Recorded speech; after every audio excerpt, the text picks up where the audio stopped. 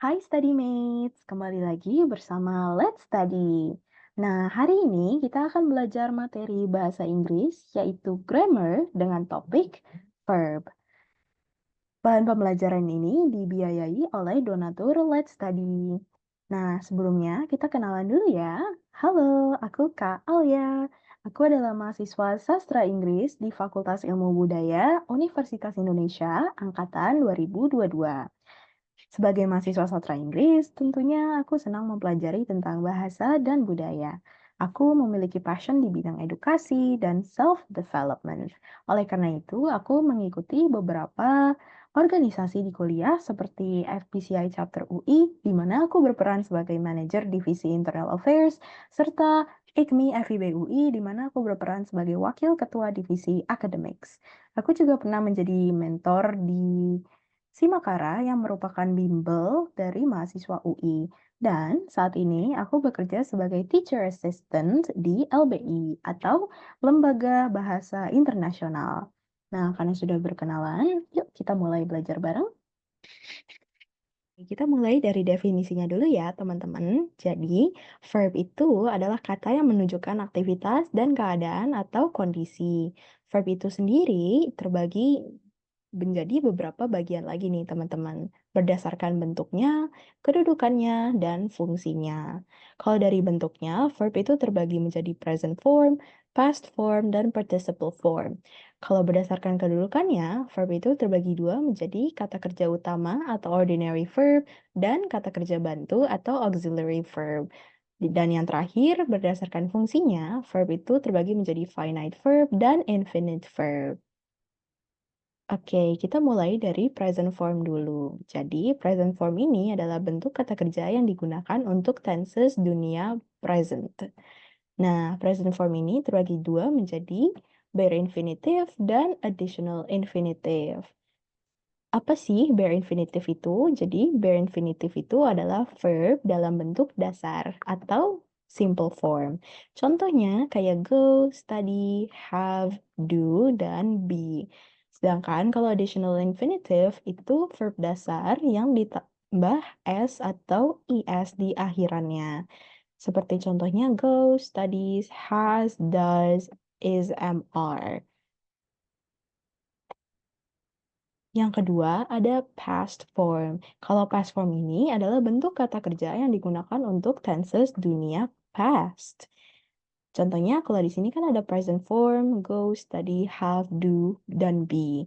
Kalau dijadiin past form, go itu berubah jadi went, study jadi studied, have jadi had, do jadi did, be jadi was, were. Dan yang ketiga, participle form. Nah, kalau participle form ini adalah bentuk kata kerja yang digunakan dalam tenses perfect dan continuous. Participle form ini juga berfungsi sebagai noun, adjective, dan adverb. Nah, kalau di bare infinitive tadi kan ada go, study, have, do, dan be ya. Kalau past participle-nya jadi gone, studied, had, done, dan been. Sedangkan kalau present participle jadi going, studying, having, doing, being. Nah, di sini ada catatan sedikit nih, teman-teman. Jadi, perubahan kata kerja dari present form ke past form dan ke past participle itu ada yang beraturan atau bisa disebut regular dan ada yang tidak beraturan atau disebut irregular. Apa sih regular dan irregular itu? Jadi, untuk yang pertama, kata kerja yang berakhiran I hanya ditambahkan di saja. Contohnya, love jadi loved, like jadi liked. Ini adalah contoh yang regular. Lalu yang kedua, kata kerja yang berakhiran konsonan Y, maka huruf Y tersebut diganti dengan I, kemudian ditambah ed. Contohnya, study menjadi studied. Y-nya ini diubah menjadi I, lalu ditambah ed. Sama halnya seperti carry, menjadi carried. Y-nya berubah jadi I, ditambah ed, carried. Yang ketiga, kata kerja yang terdiri dari satu atau dua suku kata yang berpola KVK, konsonan, vokal, konsonan, maka huruf konsonan yang terakhir dirangkai kemudian ditambah id. Contohnya, transfer menjadi transferred. Huruf konsonan yang terakhir di sini kan R. Lalu, saat diubah menjadi past form, R-nya ini dijadiin dua, dirangkai, dan ditambahin ed. Jadi transferred. Diperhatikan R-nya ya teman-teman, jangan satu aja, tapi ada dua. Sama halnya seperti rob. Ini kan konsonan terakhirnya B. Lalu saat diubah menjadi past form, B-nya dijadiin dua, jadi robbed.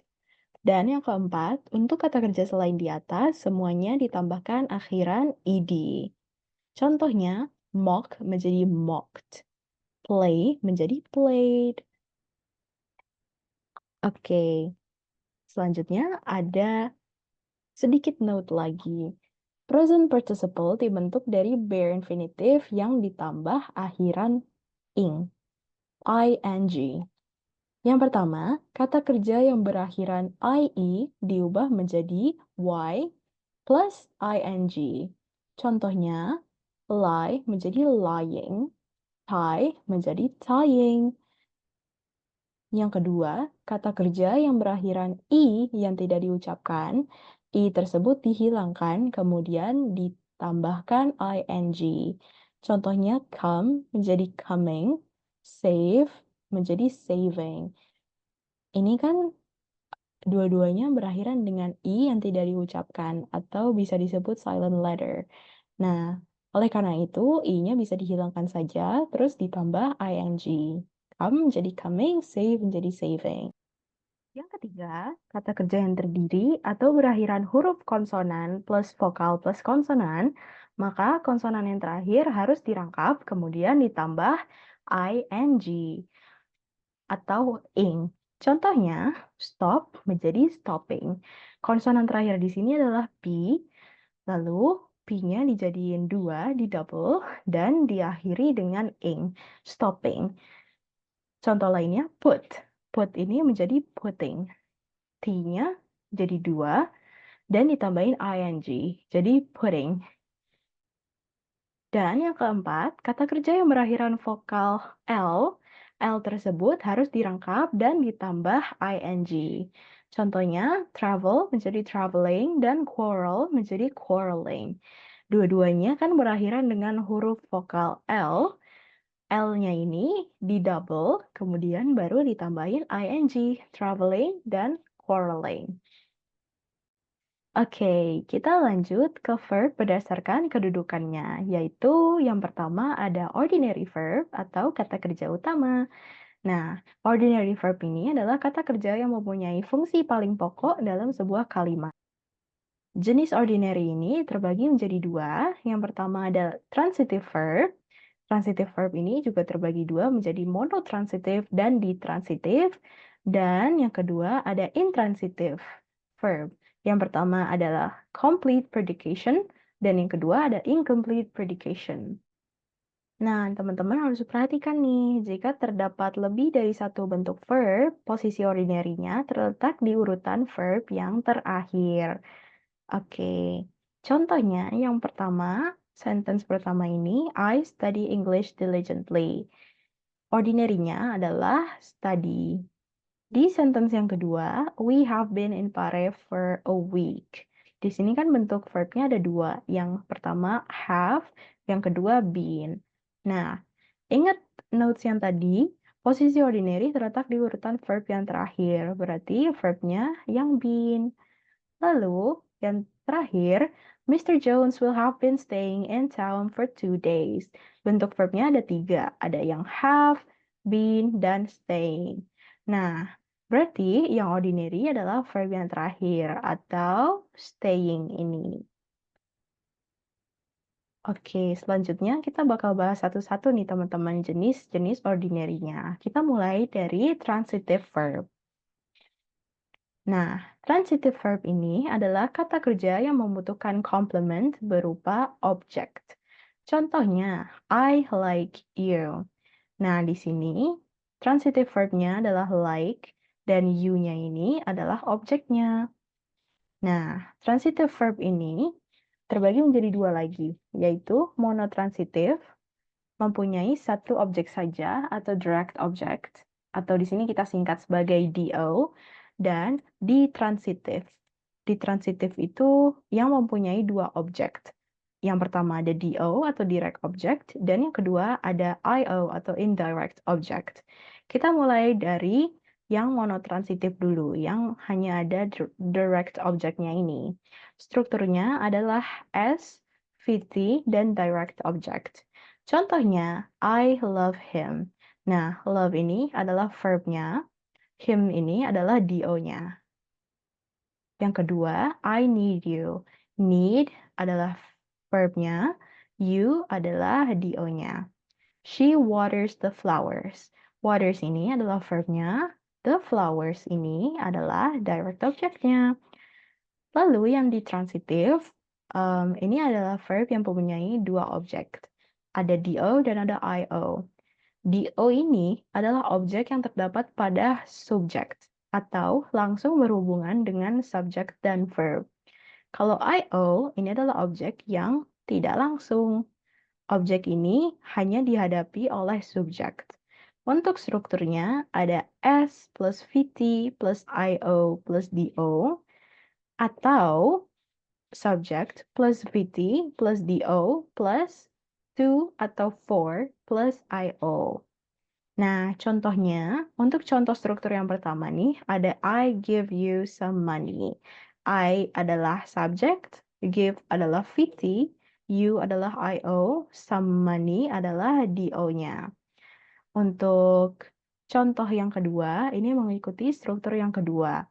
I ini adalah subject, give ini adalah verb, some money ini adalah DO-nya, dan to you ini adalah IO-nya.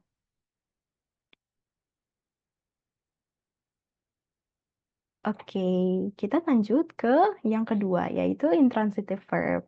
Intransitive verb ini adalah kata kerja yang tidak membutuhkan objek. Contohnya, I swim, lalu they run quickly.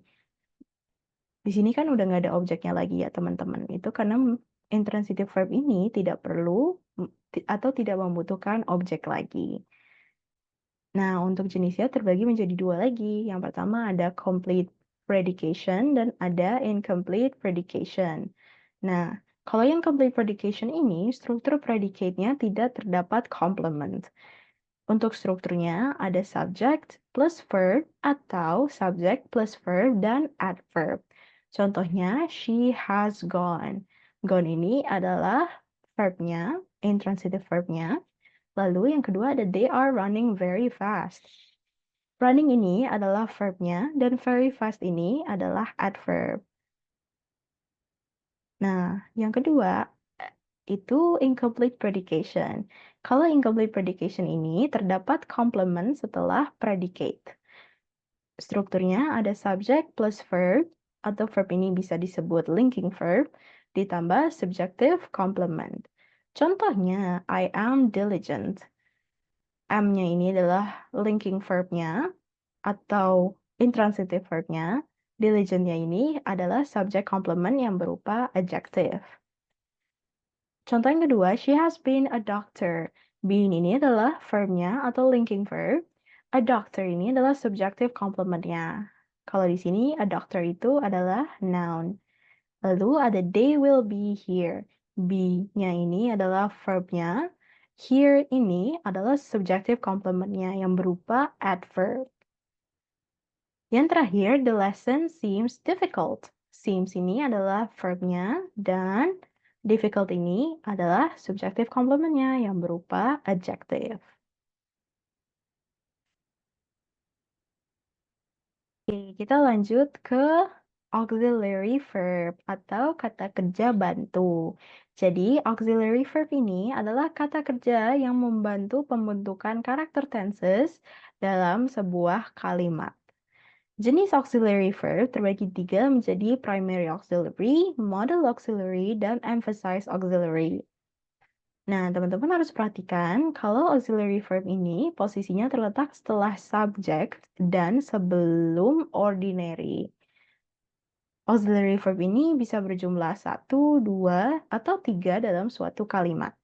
Contohnya, Rara is reading a letter from Didi. Nah, posisinya terletak setelah subject dan sebelum ordinary. Ini adalah auxiliary verb-nya. Lalu yang kedua, the students will have studied English. Di sini ada dua auxiliary, yaitu will dan have. Posisinya setelah subject dan sebelum ordinary-nya. Ada dua, will dan have. Lalu yang terakhir ada the little boy would have been throwing the ball. Auxiliary-nya ada tiga, ada would, ada have, dan ada been.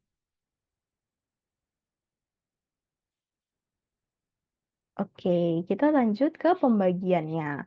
Yang pertama ada primary auxiliary.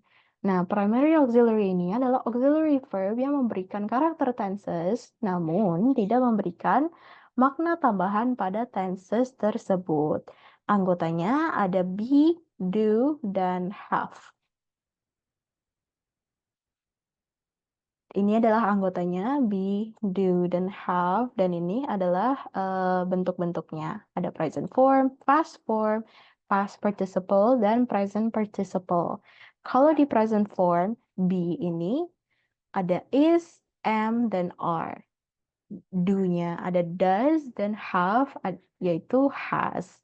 Dan kalau di bentuk past form, be ini jadi was dan were, do itu jadi did, have jadi had. Kalau di past participle cuma ada be, yaitu being, dan di present participle cuma ada be lagi, jadi being. Contohnya, I am studying English. Yang kedua, she does not do her work. You do not like him.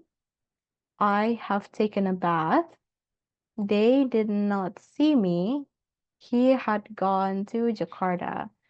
Kalau yang I am studying English ini adalah di bentuk present form. She does not do her work. Does ini juga ada di present form di sini. You do not like him. Do ini juga ada di present form. Do. I have taken a bath. Have ini juga ada di present form. They did not see me. Did ini adalah di past form ini. He had gone to Jakarta juga berupa past form.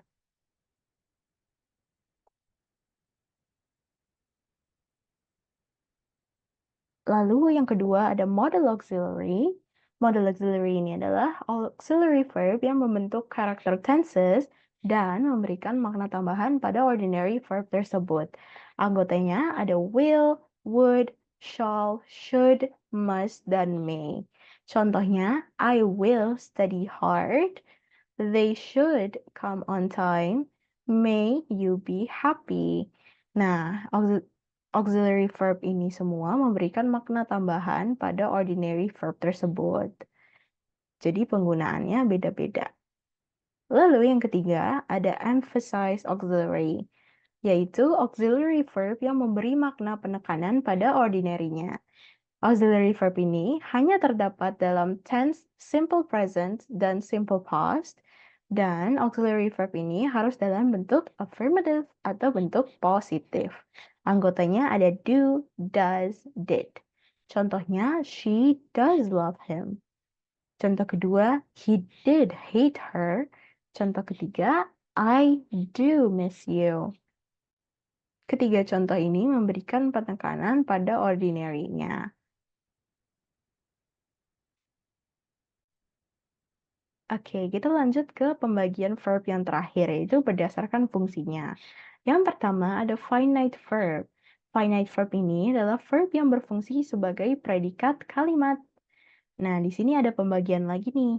Yang pertama berdasarkan bare infinitive, berdasarkan additional finite atau past tense, lalu berdasarkan preterite, past tense, lalu past participle atau perfect tense, perfect participle, atau continuous tense.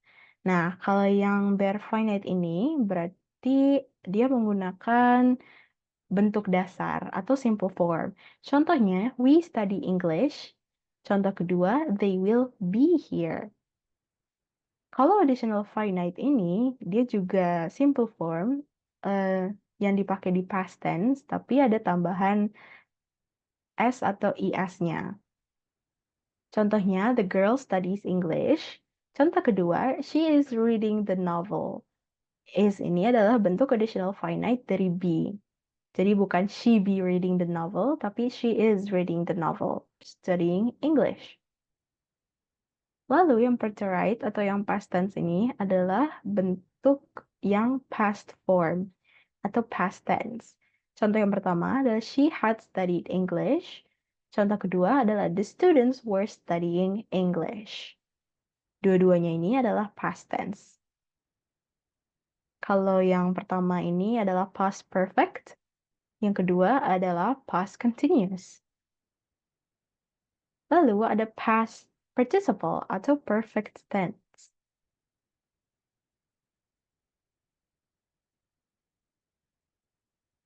Contohnya di sini adalah she is watering the flower. They have been joining my class for 2 weeks. Yang pertama, finite verb-nya itu ada di watering, dan yang kedua, finite verb-nya itu ada di being. Lalu, yang terakhir ada past participle atau continuous tense. Contoh yang pertama, she is watering the flowers. Contoh kedua, they have been joining my class for 2 weeks. Verb ini menandakan continuous atau yang sedang berlangsung. She is watering the flowers. They have been joining my class for 2 weeks. Lalu, kalau yang infinite verb, itu adalah verb yang tidak berfungsi sebagai predikat kalimat. Nah, ini terbagi lagi menjadi 4. Yang pertama ada bare infinitive, yang kedua ada to infinitive, lalu ada past participle, dan ada present participle. Contoh yang bare infinitive, yang pertama adalah I always have Tari take a bath. Take-nya ini adalah infinitive verb-nya. Lalu, yang kedua, Andri always makes Novi give him some money. Infinitive verb-nya ini adalah give. Lalu, kalau dibentuk yang to infinitive, ini berarti to ditambah verb yang simple form. Contohnya, to study is important. Dan, I want to see you. Untuk bentuk yang ketiga, ada past participle. Contohnya, I feel very bored. Advised by his father, Rahman always listens to him. Bored dan advice ini dua-duanya adalah bentuk simple past. Bentuk yang terakhir adalah present participle. Yang pertama, contohnya, the lesson is very confusing. Lalu yang kedua, contohnya, having done the homework, Rudy went to bed. Oke, sesi pembelajaran kita kali ini sudah selesai. Aku harap teman-teman semua dapat belajar banyak dari materi verb ini ya. Terima kasih banyak kepada donatur Let's Study yang sudah membiayai dalam produksi materi ini. Oh ya, StudyMates bisa mereview kembali bahan pembelajaran grammar verb ini secara lengkap melalui playlist Let's Study English ataupun website Let's Study. Jadi, teman-teman bisa mengulang materi belajar secara mudah dan accessible. Nah, teman-teman jangan lupa untuk selalu mendukung Let's Study ya. Ada banyak caranya loh. Salah satunya, StudyMates bisa mensupport Let's Study dengan berdonasi seikhlasnya. Selain itu, teman-teman juga bisa share platform Let's Study ke teman-teman yang juga ingin belajar bersama. Jangan lupa untuk memberikan info platform Let's Study ke social media StudyMates. Thank you all so much and I will see you in the next video. Good luck! Bye-bye!